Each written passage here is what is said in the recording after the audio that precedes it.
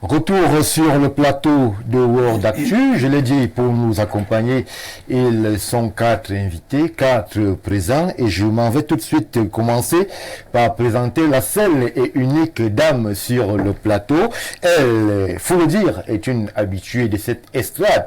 Elle est internationaliste et elle est surtout qualifiée des questions internationales. Sa casquette politique ne fait l'ombre d'un doute. Michel Florence Dikoumé, vous êtes la bienvenue sur ce plateau. Bonsoir. Le plaisir est partagé. Stéphane Barga, bonsoir à vous, bonsoir à tout mon illustre panel, bonsoir à tous les inconditionnels de cette émission World Actu. C'est un plaisir à renouveler lorsque je revois tous les techniciens qui sont toujours à la manette lorsque j'arrive là. Eux aussi, bonsoir.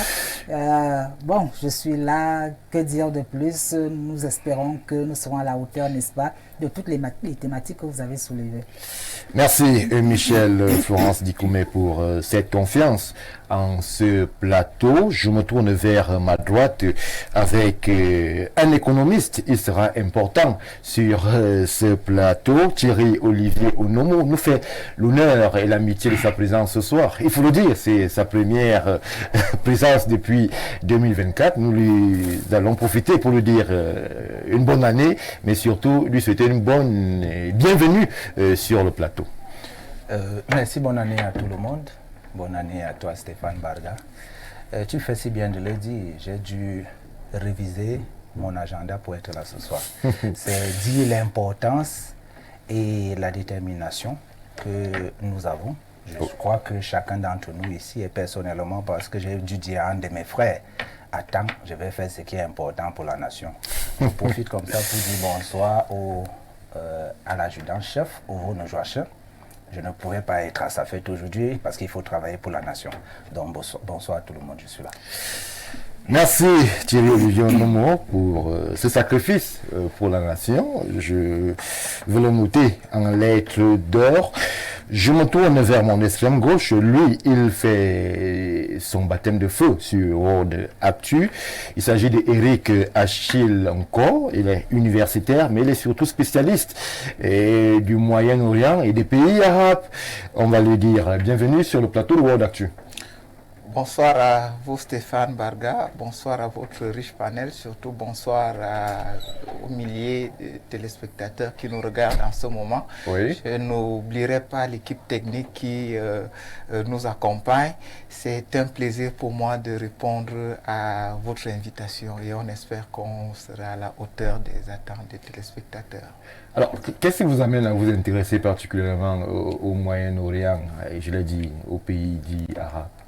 Disons de manière globale, j'ai passé une bonne partie de mon temps là-bas, où j'y ai fait des études de terrain, comprendre la sociologie, l'évolution des peuples et autres, avec les idéologies qui peuvent par moments accompagner cette évolution.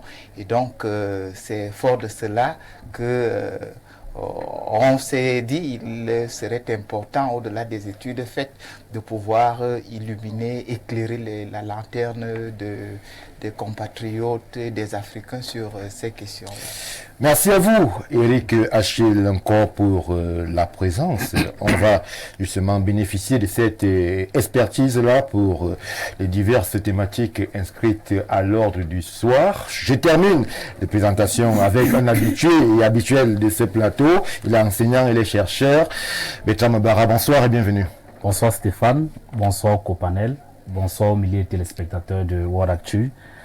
Comme à l'accoutumée, je vais une fois de plus saluer mes élèves du lycée Nkonogo, à qui je recommande chaque fois cette émission. Vous savez, c'est très important pour l'édification de notre nation, parce que nous sommes encore, en fait, je me dis que nous ne sommes pas encore à l'état des nations, et nous devons tendre vers la nation. Oui. Et par conséquent, on doit avoir une jeunesse bien formée.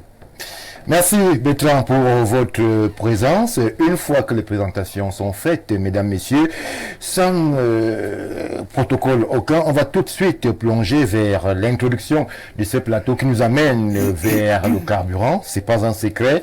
Et sur ce plateau, tout le monde tout le monde est au courant que le carburant, super et gasoil ont augmenté du côté du Cameroun. Je vais commencer par l'économiste sur le plateau et je lui pose tout de suite la question centrale qui taraude même la réflexion de tous ceux qui nous regardent depuis hier que l'annonce est officielle. Alors, Thierry Olivier Onomo, est-ce que cette hausse était évitable?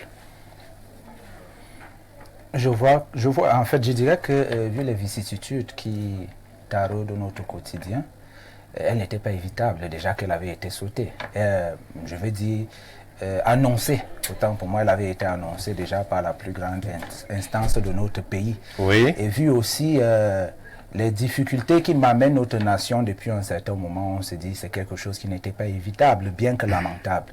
Donc s'il fallait que je réponde à votre question, sans déjà empiéter sur les questions qui vont venir, je dirais cette hausse, elle était vraiment inévitable. Donc maintenant, il faille et que le gouvernement doit chercher les moyens palliatifs pour que le pauvre citoyen camerounais que nous sommes puisse essayer de se retrouver dans cette faille qui va traîner beaucoup vers le bas. Alors, vous dites que ce n'était pas évitable, mais beaucoup s'interrogent sur cette ambiguïté camerounaise, pays producteur de pétrole, mais qui malheureusement semble être assujetti au moindre vent, à la moindre contrainte internationale. Comment est-ce qu'on peut comprendre ça, que le Cameroun produit du pétrole, mais c'est l'un des pays dans la sous-région Afrique centrale qui a le prix le plus cher? Comment comprendre? On dit généralement qui aime bien châtie bien, donc nous allons essayer de châtier, parce que c'est notre pays, on n'est pas venu ici faire dans la langue de bois. Je dirais que c'est une mauvaise politique dans tous les sens. Pourquoi? Parce qu'ailleurs on observe aussi des hausses des prix de carburant. Maintenant, il faut déjà s'appesantir sur le pouvoir économique de chaque citoyen camerounais. Est-ce que c'est à la hauteur de pouvoir ne pas comme ça, piétiner sur le quotidien de tout un chacun? Je crois que cette mesure, qui était inévitable, va contribuer à appauvrir de nombreux citoyens camerounais. Je m'en excuse, mais c'est la réalité.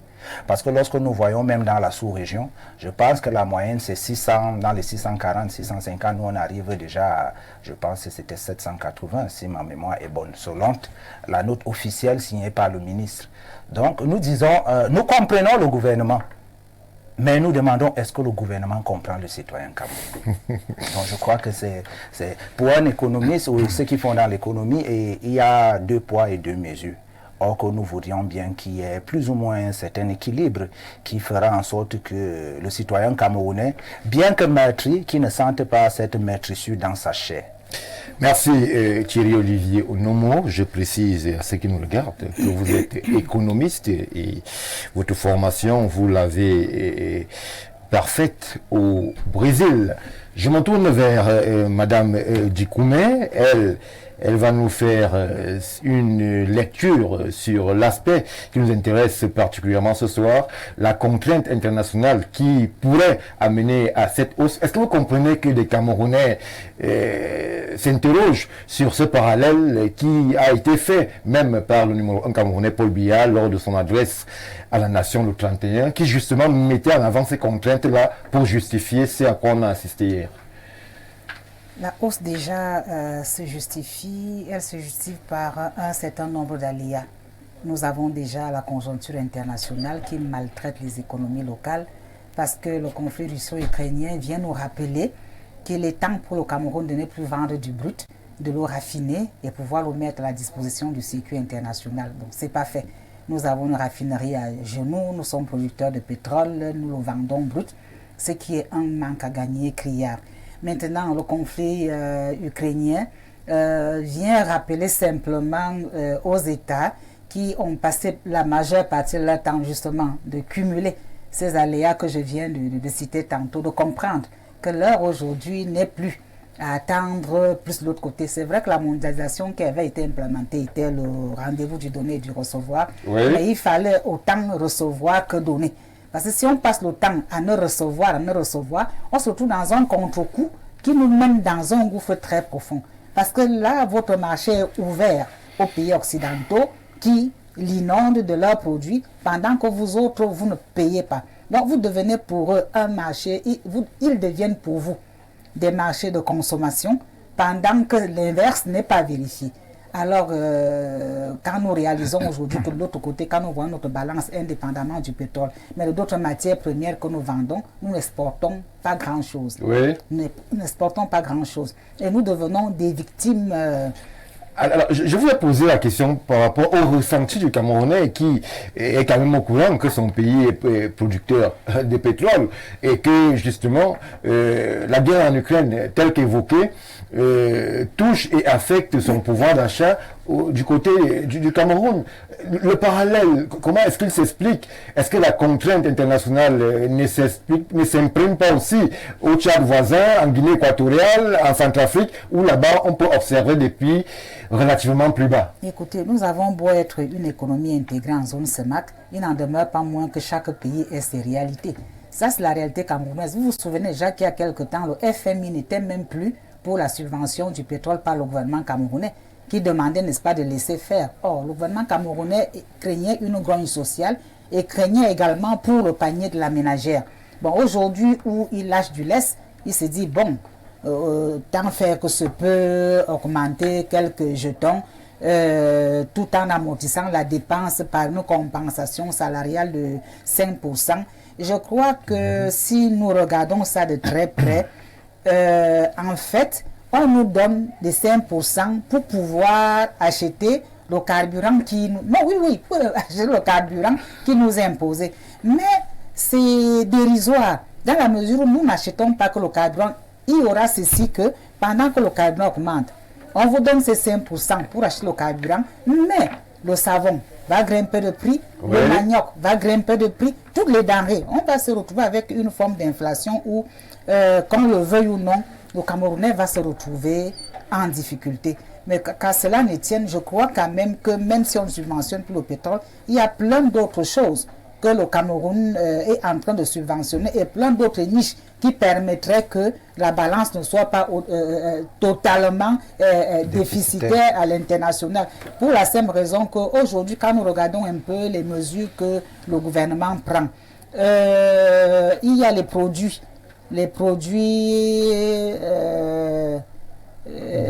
du trésor qui ont augmenté de prix, tel que le timbre poste, tel que la vignette haute. Je crois que quand cela se passe, c'est pour essayer, n'est-ce pas, d'équilibrer l'assiette fiscale. Attendez, au niveau de la redistribution, oui. Je crois que l'État sait ce qu'il aura donc à faire pour essayer, n'est-ce pas, de mater cette inflation. C'est à ce niveau que je revenais vers vous. On a évoqué des mesures d'accompagnement, mais jusqu'ici, on a évoqué de l'augmentation, mais les mesures d'accompagnement, on n'en a pas parlé. Les mesures arrivent. S'ils vous disent que le carburant, c'est à partir du 4, on vous dit donc que les 5% arrivent. Je crois qu'à partir du salaire de février, les fonctionnaires vont ressentir cela. Et puis, il y a une chose qu'il faut que vous compreniez.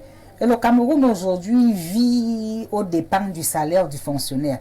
À chaque fois qu'il y a les salaires, vous réalisez qu'il y a un engouement à l'extérieur. Oui. Quand il n'y a pas ces salaires, on a l'impression que la vie, elle est morte. Donc, je crois qu'en fin février, nous verrons l'incidence de ces 5% dans les salaires. On pourra peut-être compenser au niveau du panier de la ménagère. Nous ne sommes pas encore là. C'est pourquoi je ne voudrais pas en faire un procès. Attendons donc déjà de voir. Après, vous convoquerez donc une autre émission. En tant que ménagère, je viendrai vous dire exactement de quoi il en revient. Merci, Madame Djikoumé. Alors, Monsieur Nobara, je reste sur vous, sur les mêmes interrogations. Elles sont simples. Comment est-ce qu'on fait pour expliquer à un Camerounais que le carburant coûte 200 en Guinée équatoriale, 500 au Tchad voisin et il coûte pratiquement 1000 francs à Yaoundé? C'est vraiment paradoxal que nous puissions vivre cela dans un pays producteur de pétrole. Quoique on nous fera comprendre que la raffinerie, la seule dont nous disposons ici, bien qu'elle ne soit pas opérationnelle, ne justifie en rien quand même que nous puissions vivre une pareille situation. Si vous vous souvenez, nous étions exactement le 11 décembre sur l'un de vos plateaux, lorsque le ministre avait fait son adresse concernant le ministre de l'énergie, concernant la pénurie de carburant que nous vivions pendant cette période-là. Je vous avais fait comprendre que la suite sera claire. Il a bien dit, ils vont tout faire pour que le Camerounais, qu'il n'y ait pas de pénurie de pétrole pendant la période de fin d'année. Mais après, on allait vivre exactement une augmentation des prix de carburant. Ça, je vous l'avais dit ici. Et c'est exactement ce que nous vivons. En réalité, c'est paradoxal et on ne comprend pas, pour un pays qui se veut producteur de pétrole, que on puisse acheter le pétrole à l'extérieur et que le nôtre, on puisse le vendre brut. Oui. Et en même temps, lorsqu'on parle de subventions, moi, je me pose des questions. Que fait-on de l'argent? Bien, je ne suis pas spécialiste des questions économiques, mais que fait-on de l'argent issu de la manne pétrolière, donc celle que nous vendons à l'extérieur? C'est vrai. Parce qu'en réalité, elle pouvait aussi permettre de stabiliser les coûts du pétrole. Oui. Puisqu'on ne dit pas là où cet argent-là part. Et à ce que je sache également, dans le prix du carburant que nous achetons à la pompe chaque jour, il y a également des frais dédiés à la construction des raffineries ou bien à l'entretien des raffineries. Oui. Où passe cet argent-là?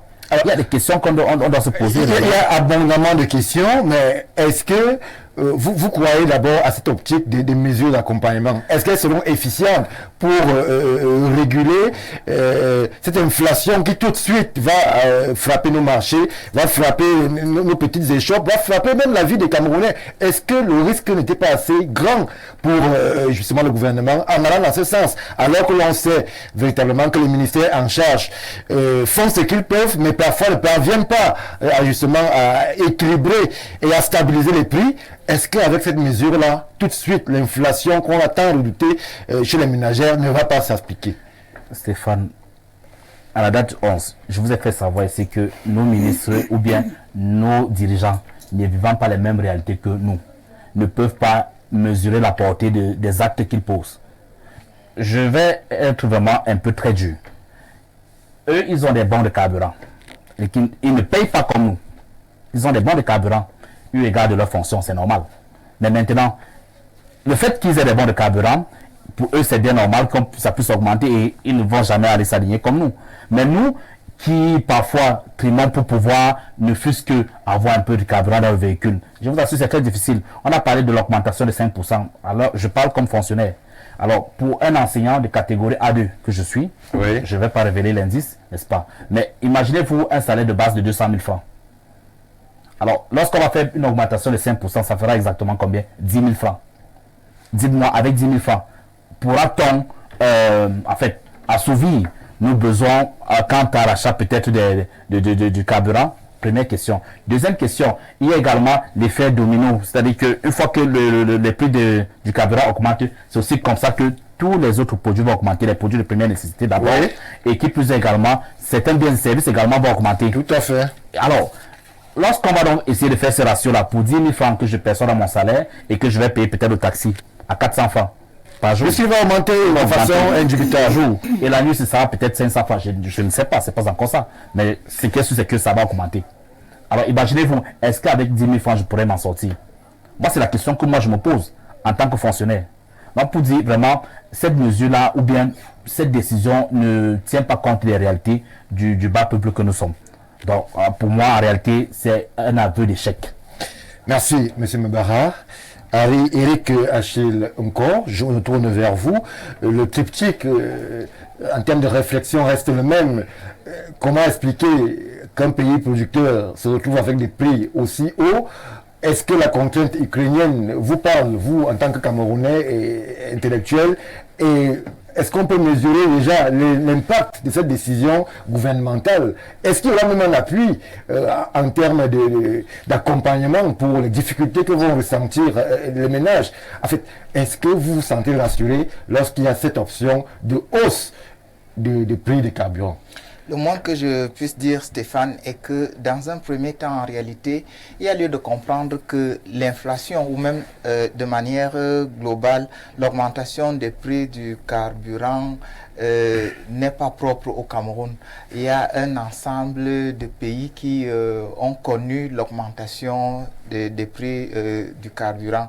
Et même un peu plus avant, parce que vous faites bien de convoquer la crise ukrainienne.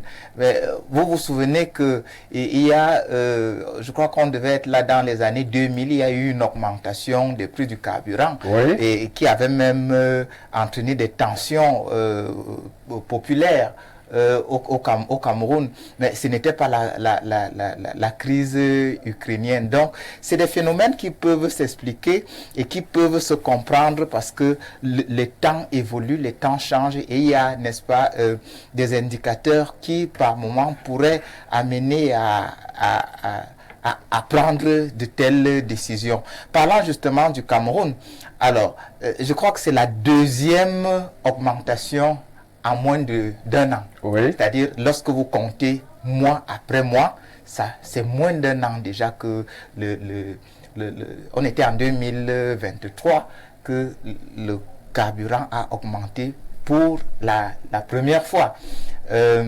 Disons que cela était évident parce que au-delà des raisons qui peuvent être émises avec notamment la crise ukrainienne, il est important de comprendre que cette augmentation en réalité naît peut-être aussi du fait que le Cameroun qui a longtemps subventionné le carburant à la pompe connaît des difficultés, ça il faut pouvoir le dire, connaît des difficultés financières et du coup ses partenaires l'ont amené à comprendre dans une certaine mesure qu'il serait important un peu de lâcher parce que à ce niveau, monsieur Nko, on va faire un comparatif avec la sous-région qui aussi connaît les mêmes difficultés, mais là-bas les prix n'augmentent pas, les prix ne s'envolent pas comme au Cameroun, au Tchad, à RCA, en Guinée équatoriale. On a l'impression qu'il n'y a qu'au Cameroun qui a cette hausse permanente des prix, alors que tout autour de nous, on a l'impression, et c'est même pas une impression, la réalité est que les prix ne bougent pas. Comment comprendre cette ambiguïté camerounaise, ces pays producteurs où c'est très cher? Oui, c'est une question qui mérite d'être posée et on semble par moments intrigué de savoir que avec un pays comme le nôtre qui produit effectivement le pétrole, qui ne soit pas justement capable de pouvoir le raffiner et autres, ça pose un problème de toutes les manières. Mais je me dis que ceux-là qui gouvernent sont conscients de cela et ils sont certainement en train de vous vous souvenez qu'avec la raffinerie de Limbé, il y a quand même une avancée dans les travaux. Peut-être que on se dit que ça va aller, c'est dans le subconscient déjà de ceux qui... Je précise que Limbé c'est 2019, c'est depuis 2019 qu'elle est hors circuit et non seulement en 2024, on aurait quand même pu, si on voulait accélérer le processus de réhabilitation. Je ne voudrais pas lire dans une boule de cristal, mais je dis à ce niveau, peut-être que nous gardons espoir. Mais en gardant espoir, on se pose quand même la question de savoir comment vivra le Camerounais lambda dans un tel contexte, parce que c'est ça qui nous intéresse. Peut-être que le niveau de vie n'est pas aussi élevé.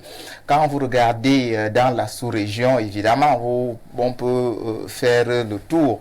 On prend d'une part la Centrafrique qui est tout à côté, le Gabon et autres. Et évidemment, les prix ne sont pas les mêmes parce que chaque pays a ses réalités. Et ça, il faut bien le comprendre. Il y a le contexte. C'est vrai que on pourrait dire il y a le contexte, le texte et le contexte, mais dans ce contexte, on pourrait justement comprendre les raisons qui pourraient expliquer la différenciation au niveau des prix. Dans un cas comme dans un autre, la question demeure, celle de savoir comment vivra le Camerounais lambda. L'augmentation de salaire, je crois que c'est la deuxième parce que la première augmentation avait eu pour conséquence une légère augmentation des salaires que la plupart des fonctionnaires, d'après ce qu'ils nous disaient, n'ont véritablement pas ressenti. C'est-à-dire, l'augmentation du carburant a ceci de particulier que elle a une conséquence sur le coût des prix, elle entraîne un autre type d'inflation. Et du coup, c'est le savon qui augmente, c'est le prix du transport qui augmente. Oui. 5%, c'est quelque chose, mais est-ce que ce n'est pas dérisoire? Il faut bien se poser cette question. Il faut mesurer, parce que gouverner aussi, c'est se mettre dans la peau du gouverné. C'est-à-dire, vous êtes gouvernant, c'est des décisions qui sont difficiles, c'est des décisions qui sont sages, mais elles devraient mettre au cœur des politiques les peuples, les populations, les aspirations des populations. Merci, Monsieur Nkor. Alors, l'économiste sur le plateau va nous le dire. Avec lui, on va d'abord mesurer l'impact de cette hausse-là et voir si le tissu économique camerounais peut supporter cette haute augmentation, sans qu'il y ait véritablement cette inflation qui est crainte même par les gouvernants. Vous avez certainement vu cette annonce pas officielle qui circulait sur les réseaux sociaux où on craignait qu'il y ait tout au moins quelques soulèvements. Les gouvernants sont inquiets par rapport à ce qui peut en découler et justement on fait l'impact et on voit si le tissu économique camerounais peut résister à cette énième hausse des prix.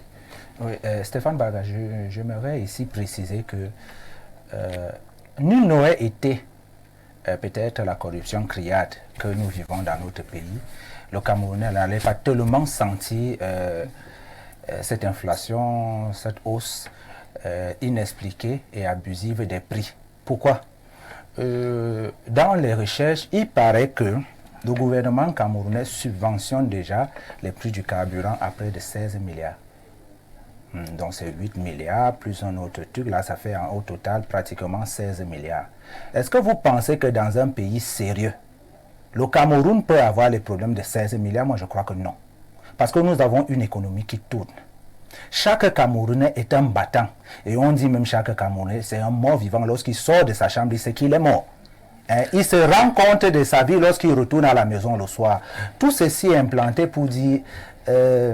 les mesures telles que prises par le gouvernement, avec à sa tête le chef de l'État, je pense que ces mesures pouvaient être compréhensibles si déjà l'aspect de la corruption au Cameroun avait plus ou moins été éteint. C'est pour ça que tout à l'heure, lorsque vous évoquez le cas de la raffinerie que nous avons et qu'on nous a miroité qu'elle sera opérationnelle en 2019, je crois. Non, c'est en 2019 qu'elle devait déjà être opérationnelle parce que c'est un pilier de l'économie camerounaise. C'est un pilier, on ne peut pas blaguer avec des choses comme ça. Alors on se retrouve avec des lacunes dans chaque aspect de l'économie camerounaise. Ça pose un problème. Je pense le Cameroun, tout comme les autres États, je vais vous dire en termes de pourcentage, l'augmentation du carburant tel que annoncé dès le 2 février, je crois que c'était le communiqué officiel, c'est 16%. Si en une année, je vais dire cette année 16%, l'année passée, c'était aussi dans les mêmes choses. On a une augmentation qui va à plus de 30%. C'est un problème. Ailleurs dans les pays développés, on ne va pas à des pourcentages comme cela. Je crois le Brésil était dans les 25%, hein. C'est un pays développé. Les autres pays peuvent se tailler le luxe parce que je vous rappelle, ailleurs dans les pays qui se veulent développer, je ne veux pas dire les pays sérieux, parce que je n'ai pas le cœur pour combattre toutes ces flèches-là, mais je vais dire, dans les pays développés, on pallie au salaire des fonctionnaires par an. Par an. Le salaire, moi je parle par exemple du pays où j'ai vécu, le Brésil. Chaque fermeture de l'année budgétaire de l'État, il y a augmentation du salaire. Et même si vous travaillez dans une entreprise, n'est-ce pas, dépendamment comment est-ce que vous travaillez, même pas dépendamment, il y a une loi qui dit que les bénéfices de cette société sont partagés par les gens qui travaillent dans cette société. Donc ça fait tellement de mesures qui peuvent pallier à ce que le citoyen lambda camerounais puisse au moins dire, ah, ça ne va pas tellement impacter sur ma vie. Mais de la façon dont nous sommes en train d'aller, on se dit, Excellence, jusqu'à quand la fin de cette turpitude, comme on avait l'habitude de le dire au séminaire? C'était une phrase qui se trouve dans le bréviaire, les prêtres la reconnaîtront. Donc ça fait vraiment mal. Économiquement parlant, je pense que le Cameroun n'est pas bien. Je n'ai pas envie d'utiliser un superlatif aigu. Hein?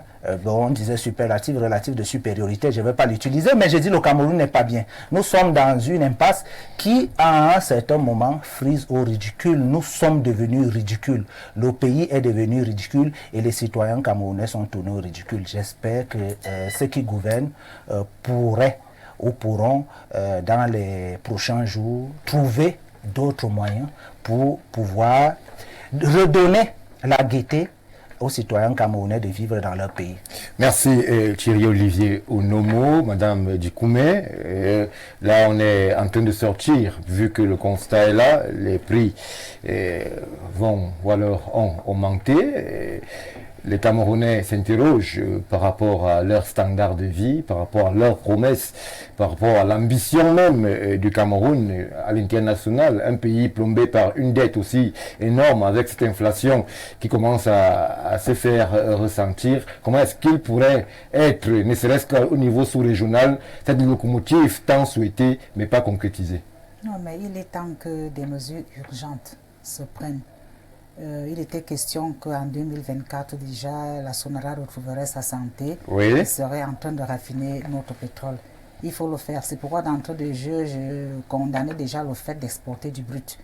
Vous savez, à chaque fois que nous allons vouloir vivre comme une société de consommation, rien n'ira. Nous irons de crescendo. Essayons de produire. Et en produisant, et atteignons déjà le stade de la première ou la deuxième transformation de nos produits avant de les envoyer à l'extérieur pour essayer, n'est-ce pas, d'amortir l'inflation que nous vivons en ce moment. Je crois qu'il faudrait que les pouvoirs publics vraiment prennent la mesure pour que cela se passe comme ça. Nous avons dit, lorsque la guerre a commencé en Ukraine, qu'il fallait déjà mettre dans nos États un sérieux moteur de production pour pouvoir ne plus trop importer. Parce que lorsque la consommation est toujours tournée vers l'extérieur, ça crée des problèmes. Et c'est un manque à gagner pour les citoyens camerounais qui s'enlisent dans une crise effroyable. Je crois que la cause a déjà été entendue parce qu'une affaire comme le blé, je vous le disais encore ici, il y a des tonnages qui sont déjà mis en terre du côté de Ouassandé, que ça ne se limite pas qu'à ce blé-là. Oui. On essaye également, il y a déjà le bassin de manioc qui est en train de revivre du côté de Ngulmakong dans le sud.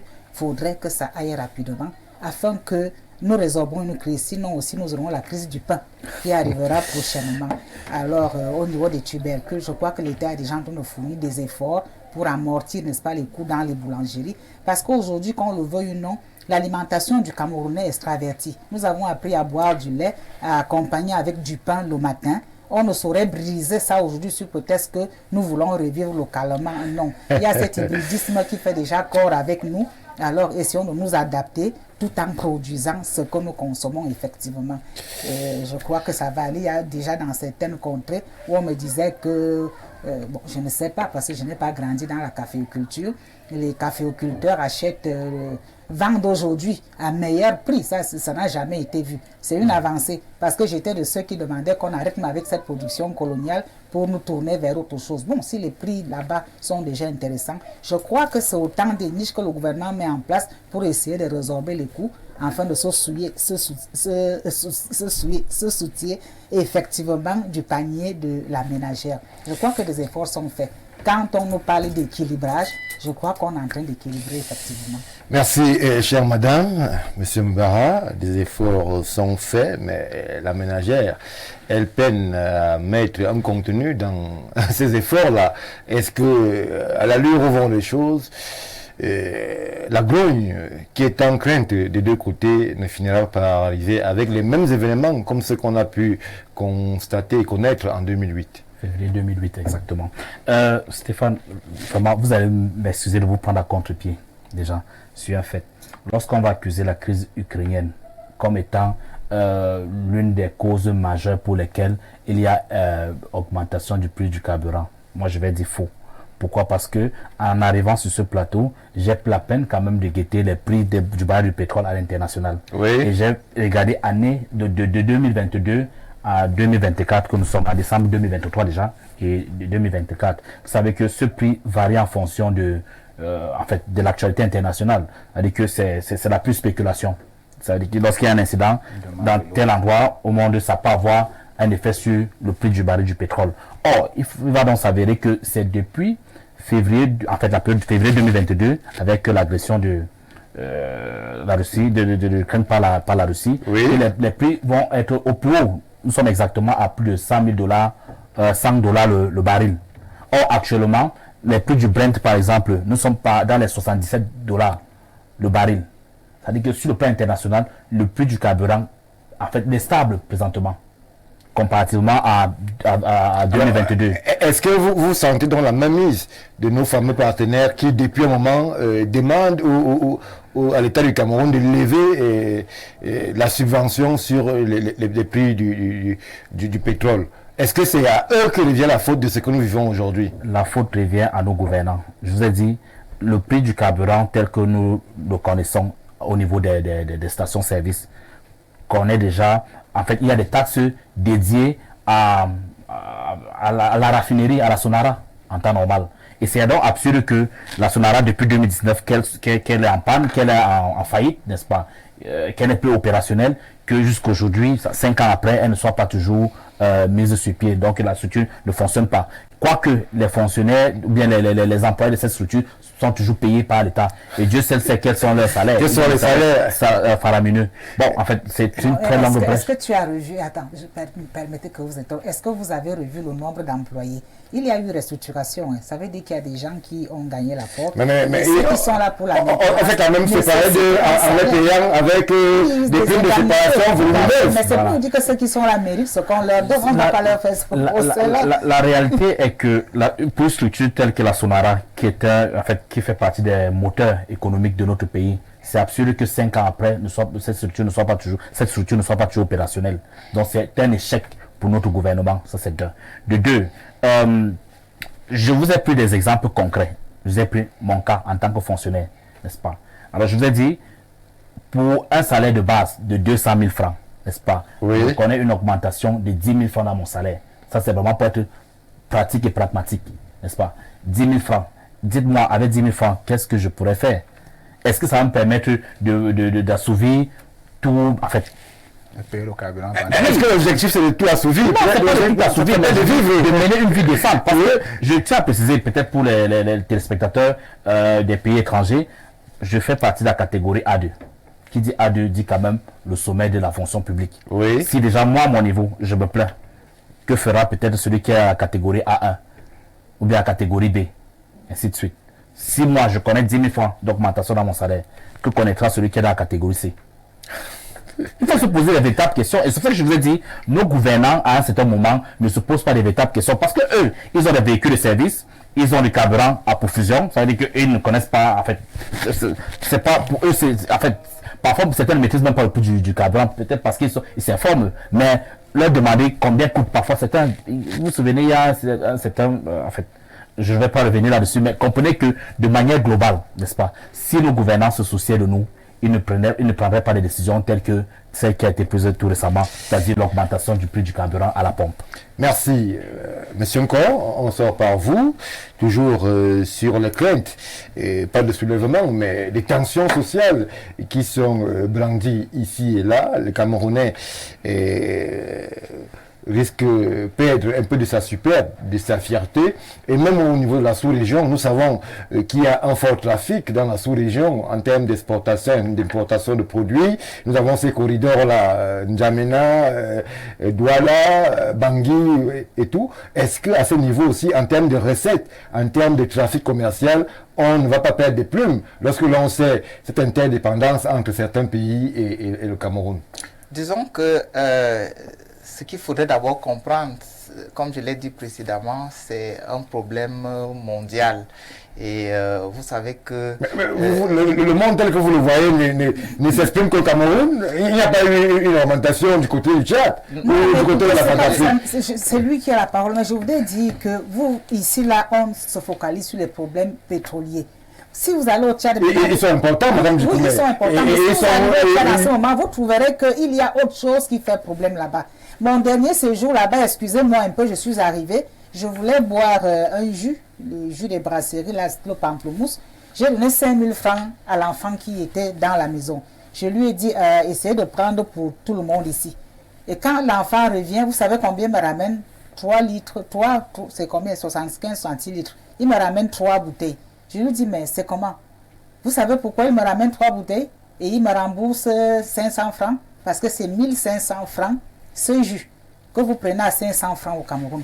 C'est pour vous dire qu'aujourd'hui, peut-être nous parlons du pétrole. Ailleurs, vous allez trouver qu'il y a d'autres réalités inimaginables. Quand vous, avec la chaleur qui t'arrose cette ville, si vous voulez un jus, c'est 1500 que vous avez. Est-ce que le Camerounais doit aller s'interroger sur ce qui se passe ailleurs? C'est pour vous dire que si ici, aujourd'hui, on se plaint du pétrole, ailleurs, vous allez trouver que même s'il n'y a pas augmentation de pétrole là-bas, il y a augmentation d'autres choses. Et c'est pour ça qu'il revient sur les économies mondiales qui justement ébranlent les sous-régions comme les nôtres. Madame Dikoumé, vous allez me permettre, s'il vous plaît, Stéphane. Lorsque vous le dites, alors, lorsque Madame Dikoumé parle, elle ne tient pas en considération le fait que nous n'avons pas le même SMIC. Oui, n'étant pas économiste, mais je crois que le SMIC, nous avons le SMIC le plus bas de la sous-région. Tout à fait. Donc c'est normal que, en fonction de la SMIC, que les prix peut-être connaissent que des prix des jeux pareils puissent être un peu élevés. Parce que c'est en fonction également des revenus des revenus de tout un chacun. Oui. Mais nous avons les revenus salariaux les plus bas de la sous-région. Donc on ne saurait faire une comparaison pareille, Madame Dikoumé. Merci. Monsieur Nkor. Oui, merci de me redonner la parole. Je voudrais vraiment insister sur cet aspect parce que le Cameroun est un pays qui vit dans un globe où il y a d'autres pays. Donc, ce qui se passe ailleurs aura forcément un impact sur le Cameroun. C'est pour ça que, pour moi, il est important de redéfinir le contexte mondial dans lequel s'est fait cette augmentation, pour dire effectivement que la plupart des pays membres de l'OPEP ont un peu diminué la production de pétrole. Donc, la demande semble être au-dessus, n'est-ce pas, de l'offre, et ça a un impact peut-être aussi. Là, on est un peu en contradiction avec ce que M. Mbara dit. Il dit les prix sont stables, le baril est à $77 et ça veut dire que... Non, en fait, c'est pertinent. En fait, il y a cette stabilité, oui. Mais ça ne justifie pas le fait que il y ait une demande forte. Et que l'offre ne soit pas proportionnelle de toutes les manières. Donc, ça, quand je l'aurais dit, je reviens à présent au cas du Cameroun pour dire que cela, évidemment, aura une conséquence. Le problème du Cameroun, c'est aussi la gouvernance. Oui. Dans la gouvernance, si on revoit les types de gouvernance, on diminue les poches de corruption, on met vraiment les populations au cœur de l'ensemble des politiques. Il est évident qu'il y aura une nette amélioration. Parce que, voyez-vous, lorsqu'on vous dit que le timbre a augmenté, c'est-à-dire ce n'est plus l'objet. Avant, c'était un timbre de 1500 pour un objet. Maintenant, on vous parle d'une page plutôt. Ça veut dire, si vous avez un document de 2 pages, ça fait 2 timbres, oui. Pratiquement 1500. C'est disproportionné. Et avec le SMIC dont il parlait, il y a un réel problème. Mais en même temps, le SMIC aussi, il peut dépendre du niveau de vie. Lorsque vous allez au Gabon, par exemple, le niveau de vie, il est élevé. Il faut bien que le SMIC corresponde au niveau de vie de l'ensemble de ces États. C'est-à-dire, moi personnellement, je voudrais être objectif pour dire que beaucoup est fait. Mais beaucoup n'est pas fait dans le même temps. Et comment améliorer? Pour améliorer, il faut mettre l'intérêt général au cœur des politiques. C'est peut-être ça qui nous manque quelque part. Parce que vous avez si bien cité le corridor Douala, Yaoundé, N'Djamena, et ainsi de suite. Lorsque vous faites cette route, c'est une route en réalité qui génère beaucoup d'économies. Mais comment se porte-t-elle? Je dis bien la route seulement. Vous voyez qu'il y a un réel souci. Donc, il y a c'est cet aspect-là à revoir dans la gouvernance, mais on ne saurait dire que rien n'est fait de manière... Stéphane, si tu me oui. Je tenais justement à rappeler qu'en ce moment, malgré le SMIC que vous soulevez, N'Djamena reste la capitale la plus chère dans la sous-région en ce moment. Okay. Vous l'avez dit, monsieur Momo. Je voudrais ajouter quelque chose. Malgré je pense que beaucoup ont parlé de mon domaine, je m'abstiens. Oui. Je dis, il y a les piliers de l'économie. Les piliers de l'économie. Or, je parle d'une économie circulaire. D'accord? Beaucoup de gens connaissent les différents types d'économies qu'on a, mais je parle de l'économie circulaire à l'offre et à la demande. Mais lorsqu'on se rend compte que dans une économie comme la nôtre, on demande plus aux citoyens et on ne lui offre rien, ça devient un problème. Je voulais m'arrêter là. Merci Thierry Olivier Onomo. Nous, on va rester attentifs à cette question du carburant au Cameroun avec les nombreuses interrogations qu'elle suscite. On va aussi rester attentifs à l'impact social qui est craint et redouté même par autant les gouvernants que même les gouvernés. Mais tout de suite, on va prendre une légère transition pour revenir plus tard évoquer la question du Nozo avec ces jeux plus ou moins troubles de certains pays dits amis et partenaires du Cameroun. A tout de suite.